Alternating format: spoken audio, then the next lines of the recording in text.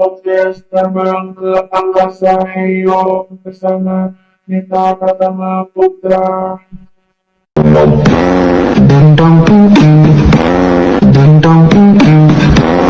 Oh shit, here we go again.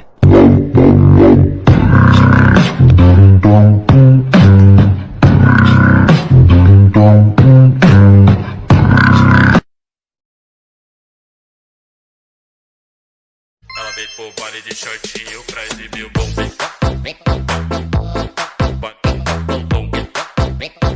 baile de shortinho pra exibir o Halo semuanya, Assalamualaikum warahmatullahi wabarakatuh. Kali ini kita ada di podcast Terbang ke Angkasa, yang mana akan menghadirkan seluruh mahasiswa-mahasiswi dari seluruh perguruan tinggi di Indonesia. Nah, kali ini podcastnya ini berada di wilayah Jogja, teman-teman. Dan kali ini kita kedatangan bintang tamu yang bernama Kak Dita Pratama Putra. Nah, Kak Dita Pratama Putra adalah mahasiswa dari Universitas Ahmad Dahlan Yogyakarta yang sedang duduk di bangku semester 2. Nah, jadi kali ini Kak Dita akan sharing nih pengalamannya tentang perkuliahan di podcast kali ini. Di podcast Terbang ke Angkasa. Oke Kak Dita, boleh nih Kak Dita kenalan dulu nih. Oke, sebelumnya makasih buat Kak Rini atas waktunya dan juga makasih sudah diundang di podcast kali ini. Ngerasa bangga banget nih soalnya hitungannya orang pertama kan yang diundang di podcast kali ini. Jadi pembukaannya. Oke, sebelumnya perkenalkan, nama saya Dita Pratama Putra, biasa dipanggil Dita, Putra juga boleh. Saya berasal dari Semarang, kebetulan saya berkuliah di Universitas Ahmad Dahlan Yogyakarta, mengambil program studi fisika murni. Dan juga kebetulan satu kelas sama Kak Rini. Jadi kami berdua ini angkatan 2020. Angkatan Corona. Tahu sendiri kan? Untuk kesibukan belakangan ini sih cuman kuliah doang sih paling. Itu pun juga kuliah kan ini juga udah mau masuk libur lebaran kan, udah nggak ada kegiatan lain. Paling kalau cuma di kos, ya udah cuma di kosan doang, ngerawat hewan peliharaan. Kebetulan melihara kucing. Kalau gabut ya udah muter-muter Jogja sampai bosen. Kalau di rumah ya udah di rumah doang, bertelur di dalam kamar sampai bosen. Oh iya, lupa ya tadi belum nanyain kabarnya teman-teman. Gimana nih teman-teman pendengar kabarnya? Semoga kalian dalam keadaan baik-baik aja ya. Tetap jaga kesehatan, jaga pola makan, jaga pola tidur juga. Jangan sampai capek-capek, kesehatanmu itu penting banget. Jangan sampai sakit, apalagi di masa pandemi saat ini. Tetap jaga social distancing, selalu bawain sanitizer, dan jangan lupa pakai masker. Masker medis ya, bukan masker wajah. Pokoknya tetap patuhi protokol kesehatan demi kepentingan kita bersama. Oke teman-teman? Oke teman-teman, sebelum podcastnya dimulai, aku akan bacakan CV dari Dita Pratama Putra. Nah, jadi Kak Dita ini lahir di Kabupaten Semarang pada tanggal 24 Januari 2002. Background pendidikannya, beliau SDN-nya di Banyu Biru 01, kemudian SMP-nya di SMP 1 Banyu Biru, SMA 1 Ambarawa, dan Universitas Ahmad Dahlan Yogyakarta. Pengalaman organisasi dari Kak Dita, sejak SMP, beliau pernah menjabat sebagai Ketua OSIS, Ketua Pramuka di SMP 1 Banyu Biru. Kemudian dilanjutkan ketika SMA, beliau menjabat sebagai Seksi Bidang OSIS di SMA N1 Ambarawa. Dan beliau mengikuti magang divisi kewirausahaan di Himavi UAD. Nah, komplit experience dari Kak Dita, selama SMA beliau selalu menjadi si dekorasi. Wah, keren banget ya. Kemudian, training dan seminar experience dari Kak Dita, beliau mengikuti yang namanya online course Solar Energy Basic by the State University of New York and Overthrow course pada tahun 2021. Beliau mengikuti pelatihan kepemimpinan aspek BEMFES oleh BEM Fakultas Sains dan Teknologi Terapan UAD pada tahun 2021 sebagai Nutrition Health Promoter dalam kampanye gizi nasional pada tahun 2021 dan masih banyak lainnya.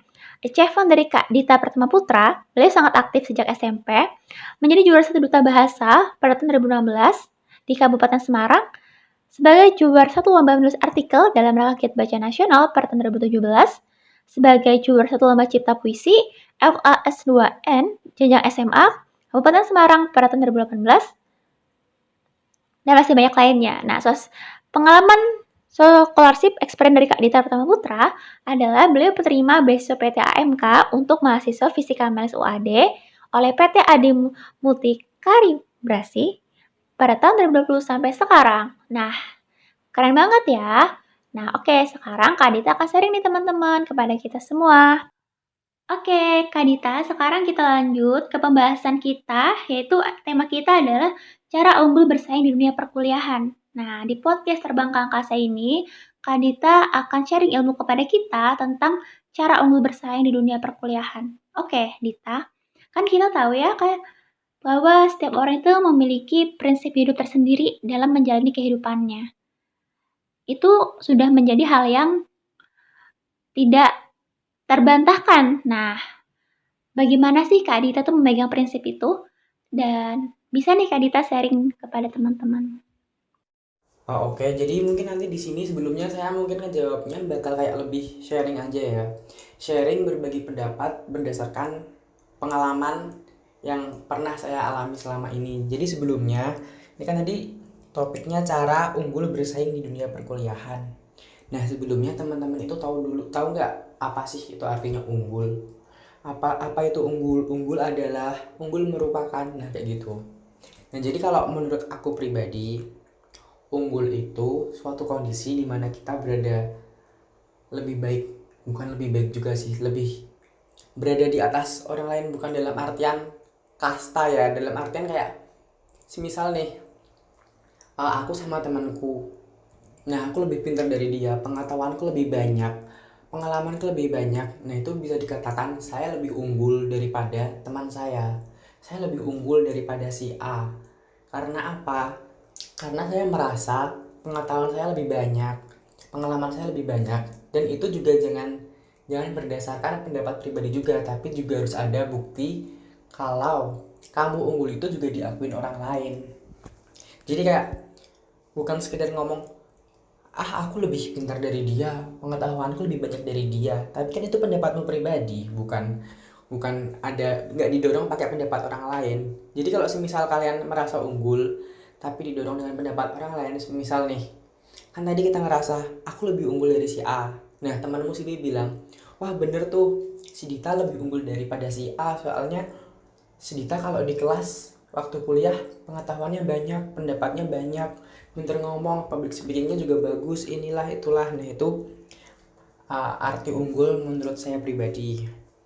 Nah, mengenai setiap manusia harus punya prinsip, itu bener, tiap orang harus punya prinsipnya sendiri-sendiri, dan kayak prinsip itu dijadiin kayak pegangan kalian yang bakal nuntun kalian buat jalan ke depannya. Jadi kayak kalau rumah itu mungkin diibaratkan pondasinya, makin kuat pondasinya makin kuat bangunannya. Jadi makin kuat prinsip kalian, makin kuat pegangan kalian, bukan pegangan hal mistis ya, kayak apa ya, kayak makin kuat sesuatu yang memacu kalian, makin kuat itu makin kuat juga kalian buat kedepannya, makin kukuh juga pendirian kalian. Jadi semisal kalian punya prinsip, aku harus kayak gini, nggak boleh kayak gini.